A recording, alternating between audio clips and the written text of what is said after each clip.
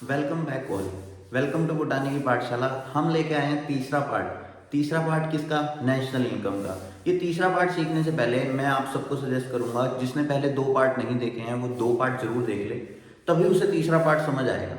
तीसरे पार्ट में हम तीन टॉपिक कवर करेंगे। तीसरा पार्ट है इसलिए तीन टॉपिक कवर करेंगे। थ्योरी के टॉपिक हैं प्रिकॉशंस ऑफ थ्री मेथड्स। तीनों मेथड की क्या क्या प्रिकॉशंस होती हैं, माने कि जब हम इनकम मेथड से, एक्सपेंडिचर मेथड से और वैल्यू एडेड मेथड से, तीनों से नेशनल इनकम निकालेंगे, तब हमें किन किन बातों का ध्यान रखना है। That is called precautions of तीनों मेथड। फिर आता है प्रॉब्लम ऑफ डबल काउंटिंग। काफी पहले काफी फेमस टॉपिक हुआ करता था, अब ये काफी फेमस नहीं रहा, पर ठीक है हम इसे भी कवर करेंगे। जीडीपी एंड वेलफेयर इस बार के लिए सबसे ज्यादा इंपॉर्टेंट, जीडीपी एंड वेलफेयर, क्योंकि इस पे केस स्टडीज भी बन सकती हैं और कैसे भी क्वेश्चन आ सकता है जीडीपी एंड वेलफेयर का। पर मेरे हिसाब से जीडीपी एंड वेलफेयर का क्वेश्चन जरूर आना चाहिए। तो हम पहले क्वेश्चन से स्टार्ट करते हैं, पहले टॉपिक से स्टार्ट करते हैं। Precautions of income method, expenditure method और वैल्यू एडेड मेथड। बहुत आसान टॉपिक है, चलो शुरू करते। तो सबसे पहले आती है प्रिकॉशंस ऑफ इनकम मेथड।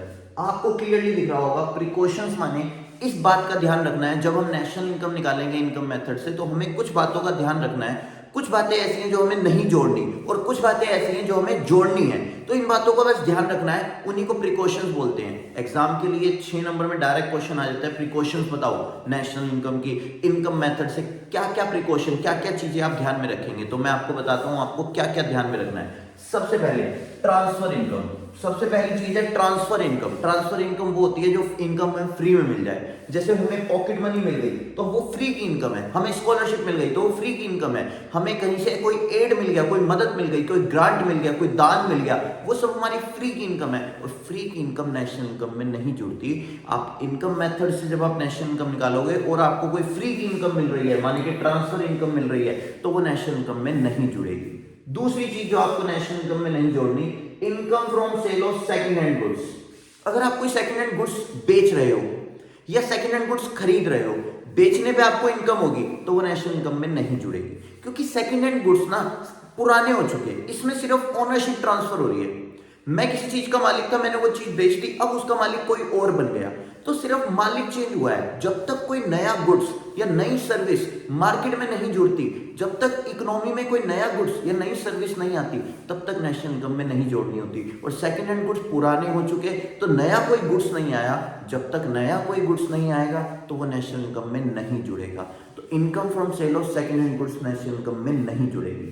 तीसरी चीज, income from sale of share, debenture and bonds. Share, debenture और बॉन्ड्स, अगर आप कोई फाइनेंशियल एसेट बेचते हो और इनकम कमाते हो तो वो भी नेशनल इनकम में नहीं जुड़ेगा।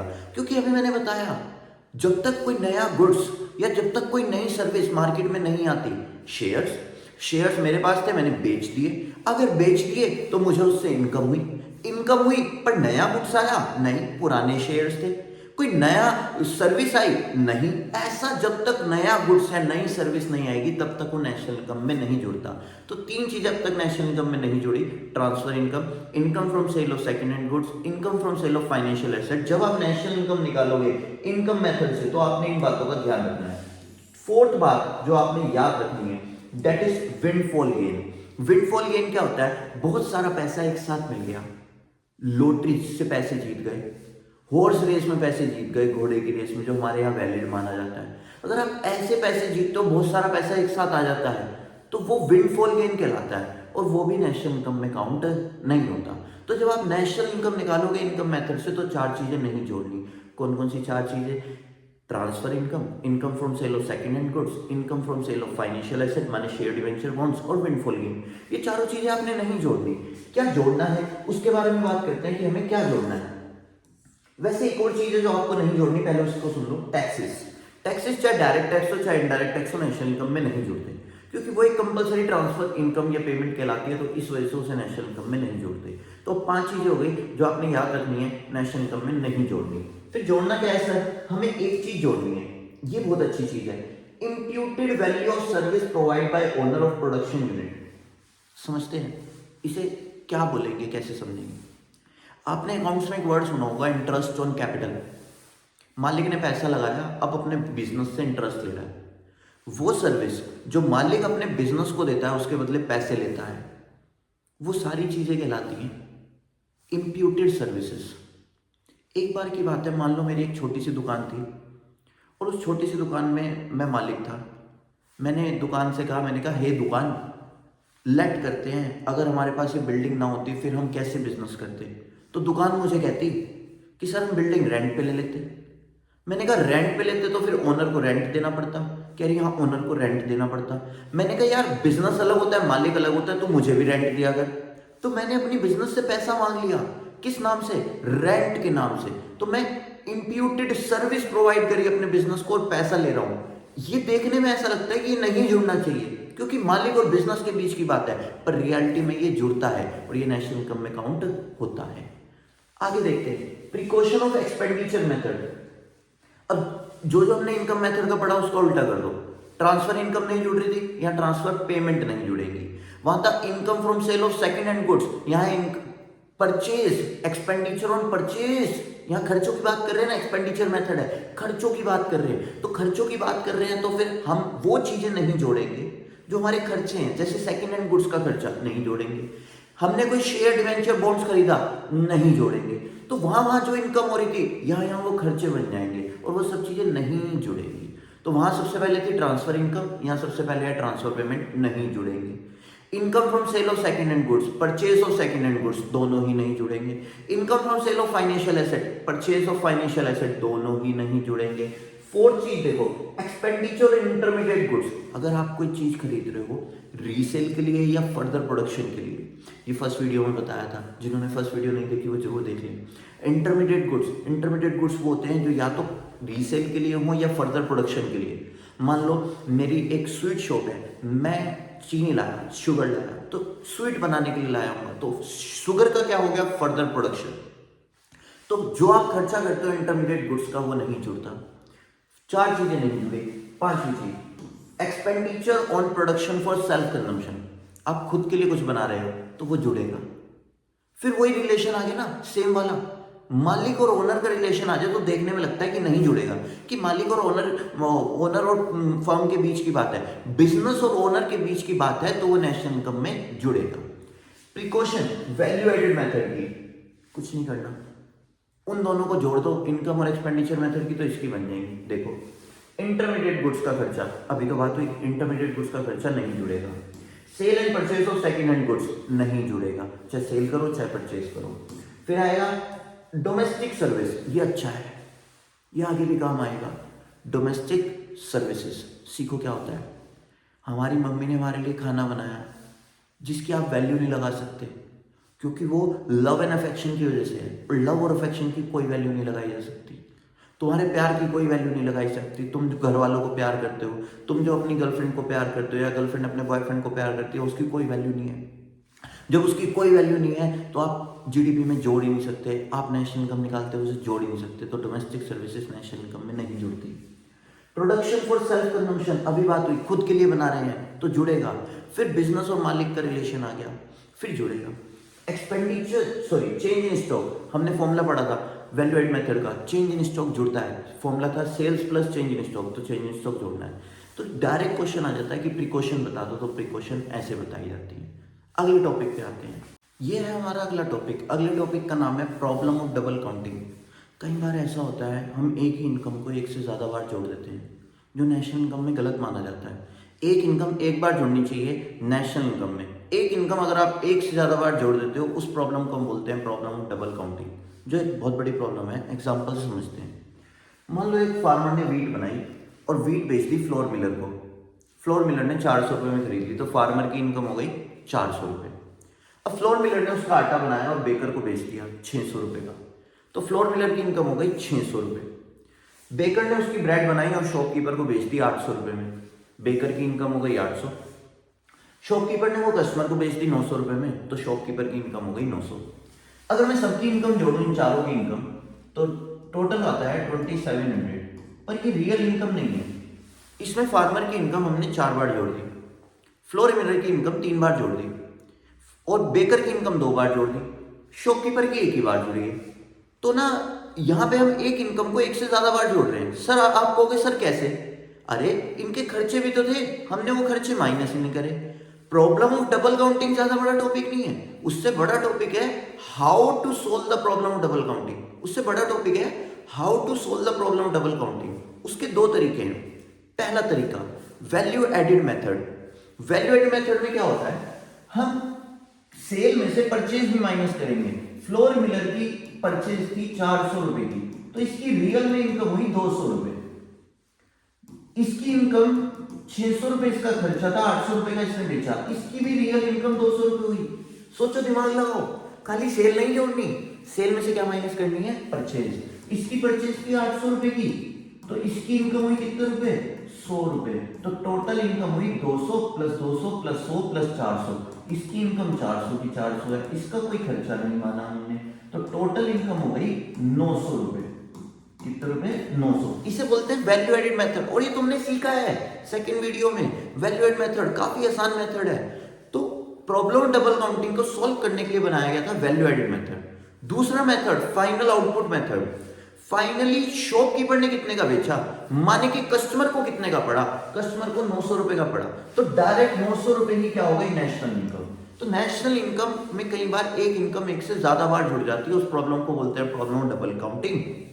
और उस प्रॉब्लम को सॉल्व करने के दो तरीके हैं, वैल्यू एड मेथड और final output method. Final output method का मतलब है फाइनली वो प्रोडक्ट कितने का बिका, तो शॉपकीपर ने 900 का बेचा, इसलिए नेशनल इनकम 900 हो गई। ये था प्रॉब्लम ऑफ डबल काउंटिंग। अब आता है सबसे important topic, that is GDP and welfare. ये सबसे अच्छा टॉपिक है, एग्जाम में ये आना भी चाहिए, इसके ऊपर केस स्टडी भी बन सकती है। तो आइए इसके बारे में बात करते हैं। तो मैं आपको टॉपिक पढ़ाना चाहता हूँ जीडीपी एंड वेलफेयर। काफ़ी अच्छा टॉपिक है, काफ़ी सही तरीके से पढ़ाया जाएगा। एग्जाम्पल देखिए, तो जीडीपी एंड वेलफेयर क्या होता है। एक बार मेरे पास एक बच्चा आया, कहता सर जितना जीडीपी उतना ज़्यादा वेलफेयर। मैंने कहा यार ये कैसे, कह रहा सर जीडीपी ज़्यादा तो लोगों का भला भी ज़्यादा होगा, वेलफेयर ज़्यादा होगा। मैंने कहा यार ये कैसे होता है। कह रहा सर एक बात बताओ, जीडीपी का मतलब क्या है। मैंने कहा जीडीपी का मतलब है कि एक इकोनॉमी में एक साल में कितने गुड्स और सर्विसेज बन रहे हैं। फॉर एग्जाम्पल मैंने 1 लाख के पेन बनाए तो जीडीपी बढ़ गया 1 लाख से। मैंने 10 लाख के स्टूल बनाए तो जीडीपी बढ़ गया 10 लाख से। तो जैसे जैसे आप गुड्स और सर्विसेज बनाते हो जीडीपी बढ़ता है। कह रहा आपने बिल्कुल सही बताया सर। मैंने कहा इससे वेलफेयर का क्या मतलब है। कह रहा सर ज्यादा गुड्स बनेंगे तो लोगों को इनकम ज्यादा होगी, लोगों को एम्प्लॉयमेंट ज्यादा मिलेगा, वेलफेयर ज्यादा होगा। मैंने कहा बिल्कुल सही यार, ज्यादा जीडीपी का मतलब है ज्यादा वेलफेयर, लोग वहां के खुश रहेंगे, उनकी इनकम ज्यादा रहेगी। अमेरिका का जीडीपी ज्यादा है तो वहां लोग ज्यादा कमाते हैं, ज्यादा खुश रहते हैं। मैंने कहा यार तेरी बात बिल्कुल सही है, पर हर बार ऐसा नहीं होता। जीडीपी एंड वेलफेयर बिल्कुल सही टॉपिक है कि ज्यादा जीडीपी ज्यादा वेलफेयर, ओहो बहुत अच्छी बात है, पर हर बार ऐसा नहीं होता। इसलिए एक टॉपिक बना है limitation of GDP and welfare. ये ज्यादा बढ़िया टॉपिक है क्योंकि इसी में से क्वेश्चन आएगा। जीडीपी एंड वेलफेयर, जितना ज्यादा जीडीपी उतना ज्यादा वेलफेयर, पर हर बार ऐसा नहीं होता। कुछ बार ऐसा होता है जीडीपी बढ़ता है वेलफेयर नहीं बढ़ता, या वेलफेयर हो जाता है जीडीपी नहीं बढ़ता। हर बार ऐसा नहीं होता। तो आइए ये खेलते हैं limitation of GDP and welfare, ये ज्यादा अच्छा टॉपिक है। आइए सबसे पहला पॉइंट है इसमें डिस्ट्रीब्यूशन ऑफ जीडीपी। मैंने उस बंदे को कहा, मैंने कहा तू बिल्कुल सही कह रहा है, ज्यादा जीडीपी ज्यादा वेलफेयर, पर हर बार ऐसा नहीं होता, जैसे इस टॉपिक में नहीं होगा। डिस्ट्रीब्यूशन ऑफ जीडीपी, मैंने कहा यार तेरा जो जीडीपी है ना वो अमीरों को अमीर बनाता है और गरीबों को गरीब। क्या सर मतलब समझ नहीं आया। मैंने कहा इसका मतलब ये है यार प्रोडक्शन कौन करता है। कह रहा जिसके पास पैसा होता है। मैंने कहा प्रोडक्शन करके वो और अमीर बनता रहता है, गरीब लोग तो बेचारे नौकरी करते रहते हैं और उनकी कोई इनकम ज़्यादा बढ़ती नहीं। तो तेरा जीडीपी अमीरों को अमीर बनाता है, गरीबों को गरीब बनाता है। तो इतना बड़ा तेरा जीडीपी नहीं है। हर बार ये ऐसा नहीं होगा जीडीपी एंड वेलफेयर होगा। देख जीडीपी बढ़ा पर गरीबों का कोई वेलफेयर नहीं हुआ। इंडिया का जीडीपी इस वक्त इतना ज्यादा है, पूरे वर्ल्ड में सबसे तेजी से बढ़ रहा है, पर देख लो वेलफेयर नहीं हो रहा, लोग अभी भी परेशान हैं। तो ज्यादा जीडीपी का मतलब हमेशा ये नहीं होता कि ज्यादा जीडीपी मतलब ज्यादा वेलफेयर, हर बार ऐसा नहीं होगा। दूसरा देखो चेंजेस इन प्राइस। कई बार जीडीपी इसलिए भी बढ़ जाता है क्योंकि प्राइस बढ़ जाते हैं। मान लो मैंने 1000 पेन बनाए और 10 रुपए का एक है, तो जीडीपी 10,000 हो गया। अब मैंने 1000 ही पेन बनाए पर पेन 15 का हो गया, तो जीडीपी भी 15,000 हो गया। देखो जीडीपी बढ़ गया प्राइस के बढ़ने से। इसमें गरीबों का कहाँ भला है? उल्टा गरीबों को गुड्स क्या मिलेंगे? महंगे। तो तेरा जीडीपी, मैंने उस बंदे को कहा, मैंने कहा यार तेरा जीडीपी बढ़ेगा, हाँ वेलफेयर बढ़ेगा, पर देख second point, change in price.